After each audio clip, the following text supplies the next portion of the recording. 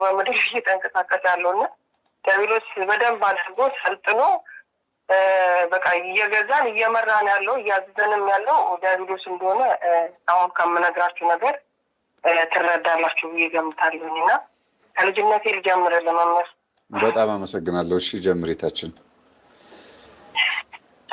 በልጅነቴ መጀመሪያ ከልጅነቴ ከቤታችን ጨሌ አለ። ቤታችን ውስጥ የአያቴ ጨሌ።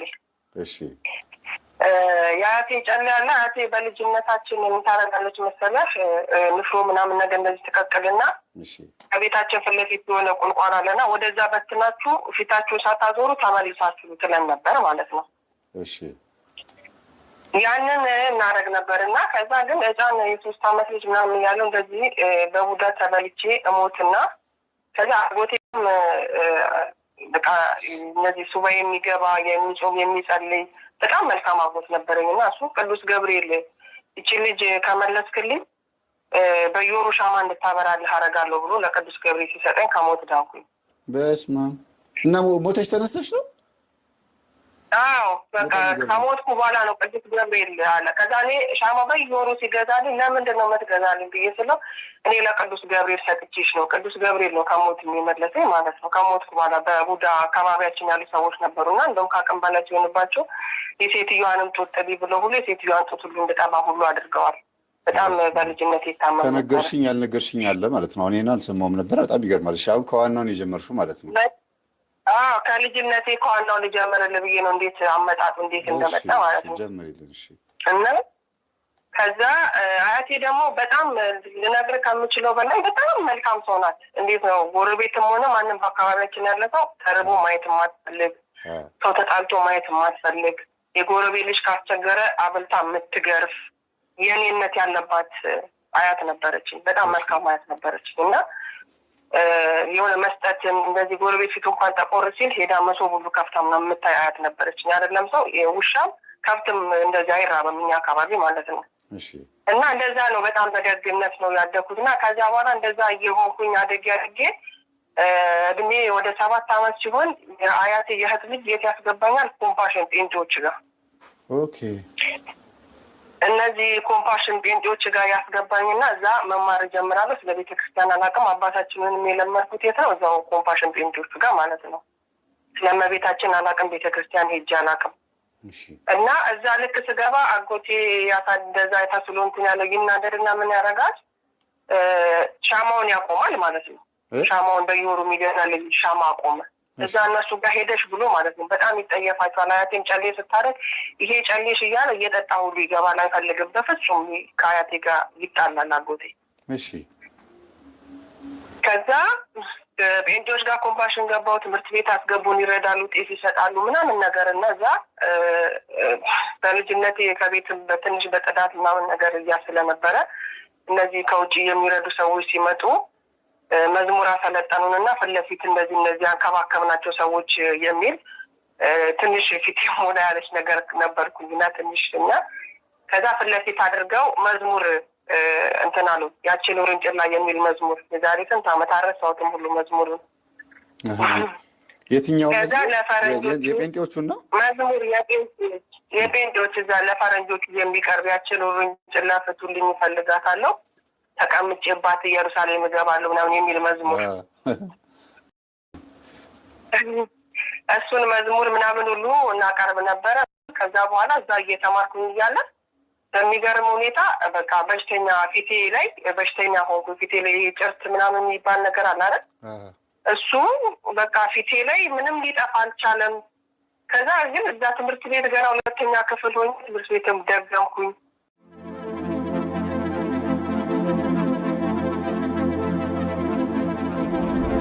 ክፍል ሆኜ ትምህርት ቤትም ደገምኩኝ።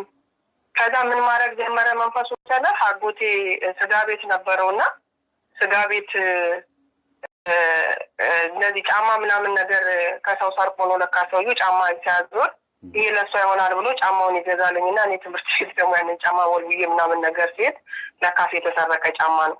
ትምህርት ቤት ውስጥ ሌባ ተማሪዎች በሙሉ እንዳለ ወረውኝ ምናምን ነገር። ከዛ በኋላ ያ ጫማ አንድ በል ከዛ ደግሞ የአያቴ ልጅና እኔ አብረን ተያይዘን እየሄድን ተቃቅፈን እየሄድን የትምህርት ቤት ጉቶ የተቆረጠ ነበርና ወስዶ የጥለኛ እዛ ጉቶ ላይ አጥንቴን ሁሉ ሰብሮ በመቀስ ነው ተስቦ ወጣው። እግሬ ላይ ትልቅ ጠባሳ አለ። ከዛ የፈተና ህይወት ጀመርኩኝ ምናምን ነገር። አንድ ቀን ደግሞ የትምህርት ቤት እዛ ኮምባሽን ውስጥ ሄጄ የሆነ ልጅን ቦርሳውን ደፍተሩን በሙሉ ይዤ ቤት ሄጄ በማግስቱ ሄጄ ስመለስ ሰርቃ ነው ተብዬ በጣም ባይለኛው በቃ አጸያፊ በሆነ ድብደባ እዛው የኮምባሽኑ መምህር ደበደበኝ። ከዛ እንደዛ እያልኩኝ አደኩኝ። እንደዛ እያልኩኝ ትምህርቱ ምን ቢያለኝ ከዛ በኋላ አቤት ድምፁ ጥራት ምናምን እያሉኝ ስለሆነ እንትን ላውድ አድርገሽዋል እንዴ? ላውዱን ላጥፋው? እስቲ ላውዱን አጥፊውና እንስማው። አሁንስ? እስቲ አሁን አውሪ። እና ከዛ በኋላ እንደዛ እያልኩኝ አደኩኝ። አሁን ይሰማችኋል እህትና ወንድሞቼ ቤተሰቦች? እነሱ እኔ ይሰማኛል፣ ግን እነሱ የሚሉትን እንሰማለን። እስቲ እሺ ቀጥይ። እሺ። እና ከዛ በኋላ አደኩኝና እዛው እንትን እያልኩኝ ተገዶ የመደፈር ነገሮች ይደርሱብኝ ጀመረ። ማለት እንዴት? አያቴ ሞተች። እዛ ኮምባሽን ገብቼ 10 አመት ነው 11 አመት እንደሆንኩኝ አያቴ ሞተች ማለት ነው። አያቴ ስትሞት የሆነ ገና የማደግ የማጎጥቆጥ እድሜ ላይ ስለነበርኩኝ በዛ ሰዓት በቃ ወንዶች ምናምን ነገር በጣም እንደዚህ የማስቸገር ምናምን ነገር ጀመሩና ከዛ እንደዛ ሲያስቸግሩኝ ምናምን ነገር ተገድጄ ተደፈርኩኝ። ድንግልናዬን በነገራችን ላይ እንዴት እንደተወሰደ እንኳን አላውቅም መምህር። ድንግልና ምን እንደሆነ አላውቅም። ማለት አታስታውሽም ነው ወይስ ምንድነው? አላውቅም ማለት አላውቅም። ይኸውልህ ድንግልና እንዴት እንደተወሰደ አደንዝዘው ይውሰዱ እንዴት እንደሆነ አላውቅም። ከዛ በኋላ ግን ከቤት በቃ መጥፋት ጀመርኩኝ ማለት ነው። ከቤት እናቴ የት ነበረች መሰለህ? አያቴ ስትሞት ድሬዳዋ ነበረች እና እናቴ ከቤት ያጠፋ መንፈስ ይሁን አላውቅም። እናቴ ስትመጣ የሆነ የስስት ምናምን ነገር ከለዋ ላይ ያለ ልብስ ወስጄ ለብሻለሁ፣ ጃኬቷን ማለት ነው። ለምን በልጅነታችን ወንድሟ ጋር ተጣልታ ጥላን ጠፍታ እናትሽ ሞተች ተብላ በ3ኛው ቀን ነው በ4ኛው ቀን እናቴ መጣች ማለት ነው። እናቴ ስትመጣ የሆነ የልጅነት ፍቅር አለ አይደለ? ቶሎ ብዬ እናቴን እንዳብራ አንከርት ነው። ለምን ወንድሞቿ ጋር ለግድያ ነበረ የሚደባደቡትና ከዛ ብን ብላ ጠፋች። ድሬዳዋ ውስጥ እሷ ጫት ስትቅም ምናምን የራሷን ላይ ስታሳልፍ ቆይታ እናትሽ ሞተች ስትባል ቤቷን ንብረቷን ትታ በነጠላ ጫማ በአንድ ሺቲ በአንድ ሹራብ ሀገሯ የገባችው በዛው ቀረች። ታደች ደግሞ ድጋሚ መታ እዛው ትቀራለች እና ከዛ ከሷ ጋር እየኖር ምናምን ነገር እያለ መምህር በጣም ቤት ውስጥ ተቸገርን ማለት ነው። እናታችን ስትሞት ድግምት ተጥሎ ያ ድግምት ድንኳን ሲጣል ድንጋይ አንስተው ድንኳኑን ሊያስሩቱ ተገኘና ለቤተክርስቲያን ይሄንን እዛ ነው ቤተክርስቲያን ነው መነበብ ያለበት ተብሎ ሙሉ የቀበረ ሰው አያቴን ያውቃል። ይሄንን ነገር ረግጣው ነው አያቴ ሞተችው ማለት ነው። በቃ እሳቸው ከዛ እናቴ መጣችና ረግጠውት እንደሞቱ ታወቀ። በቃ አያቴ እንደሞተች ታወቀ። ሲጀመር 2 ልጆቿ ነበሩ ወንዶቹ። ያንን ወረቀት ተቀባበሉት። እድሜያቸው አልቆየም፣ 2 ሞቱ በተከታታይ አጎቶቼ ማለት ነው። ከዛ በቃ ባዶ ሰዎች ማለት ነው።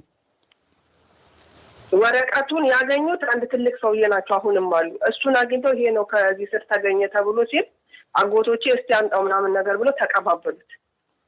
አይገርምም? ከዛ 2ቱም አጎቶቼ ሞቱ። አያችሁ እዚህ ጋር በመንካት ቢሆን ኖሮ መጀመሪያ ያገኙት ሰውዬ ሞቱ ነበረ። ጉዳዩ በመንካት መጀመሪያ ያገኙት ሰውዬ መምህር መጀመሪያ ያገኙት ሰውዬ ደግሞ እንደዚህ የድግምት ምናምን ነገር አለባቸው። አሁን ሳጠና ማለት ነው። አሁን አንተ ትምህርት ጋር ምናምን ነገር ሳጠና እሳቸውም እንደዚህ አይነት ነገር እንደዚህ አለባቸው ማለት ምን ማለት ነው? ማለት እንደዚህ በደፈራ ምናምን ያምናሉ። እንደዚህ ለልጆቻቸው ምናምን ነገር አሁን ከልጆቻቸው ጋር ቀርቤ ለምን የኔንም የደፈረኝ የእሳቸው ልጅ ነው። አንደኛው የደፈረኝ መጀመሪያ መተቱን ያነሱ ሰውዬ ልጅ ነው እኔን የደፈረኝ ማለት ነው። ስለዚህ የሆነ ችግር ይኖራል። ከመተቱ ጋር በተገናኘ ታርጌትሊ እንዲሞቱ የተፈለጉ ሰዎች ነበሩ ማለት ነው። አዎ ለምን በቃ በጣም ደግና መልካም ናት። ይኸውልህ እንዴት ነው ይሄ አለኝ ብላ ራሷን አታይም። በቃ ይሄ ለካል ይሄ በቃ እንደዚህ አይነት ሰው ስለነበረች በቃ እንደዛ ነው እና የሞተችው። ከዛ አጎቶቼም ሲሞቱ በቃ ቤት ውስጥ የሚገርም ታመት እኛ አልለመድንም እንደዚህ ወተን መስራት ምናምን። 12 አመት ሆነኝ። ታናሽ ወንድም ያለ እሱ ገና 8 ዓመት ምናምን ነገር ነውና ከዛ በጣም ተቸገረ። የሚገርም ሳምርነት እንድቸገር ቤት ውስጥ ታላቅ እህት ያለች እህቴ ሰው ጋር ሄደች። በቃ ቤት ውስጥ ሰበሳይታ ሰው ጋር ሄዳ ተቀመጠችና ከዛ የሆነ ጊዜ ሶስታችንም እንደዚህ ቁጭ ብለን ቤት ውስጥ የምንበላው አተን ለአያቴ 80 ሰው በጣም ብዙ ስለነበረ ብዙ የቶች ልጆችና ምሳሌ አስተማሪዎች ወንድሞቿ ልጆች ትልቅ ድግስ ተደግሶ ብቅል ቤት ውስጥ አብቅለው ነበርና ብቅል ገንፎ ገንፍተን በላን። በጣም ርቦን ማለት ነው። በቤት ባዶ ምንም ነገር በቃ ባዶ ጀራ አይደለም ምንም ነገር አተን ብቅል አገንፍተን ሁሉ በልተን ራባችንን እናሳልፈናልና ከዛ በኋላ በጣም ስንቸገር እኔና ወንድሜ እንጨት እየለቀምን መሸጥ ጀመር። ጥራጊ በማዳበሪያ የሚጠቀጥቀው ወንዝ እየተሻገረ ጥራጊ እየጠረግን መሸጥ ጀመርንና እኔ ብዙ መጠቅጠቅ ስለማትችል እሱ ይዞ የሚመጣው ቤት ከገባ በኋላ ሰው ይጠቀጥቀልኝና ተሞልቶ ለምትረከብ አዲስ አበባ ለምትሸጥ ቤት ሁለት ብር ነበር ያኔ ታስረክብልናለች። እንደዛ እየሸጥን አንድ እንጀራ ወይ ደግሞ ስሙኒ የሚሸጥ ዳቦ ነበር እየገዛን የምንበላ ማለት ነው። ከዛ ስንል ምን አደረግን? ውሃም ሲሞላ ክረምት ሲመጣ ምናምን ሲሞላ ሽምብራ ብር 50 ነበርና ሽምብራ ብር 50 ገዝተን በዛ ሽምብራ ቆሎ እያለ በየጠጅ ቤት ማዞር ጀመርን። አንዳንድ ጣሳ ሽምብራ 3 ብርና ጣራና በብር 50 እንጀራም የሆነ ነገር ያማረን እየበላን ብዙ ጊዜ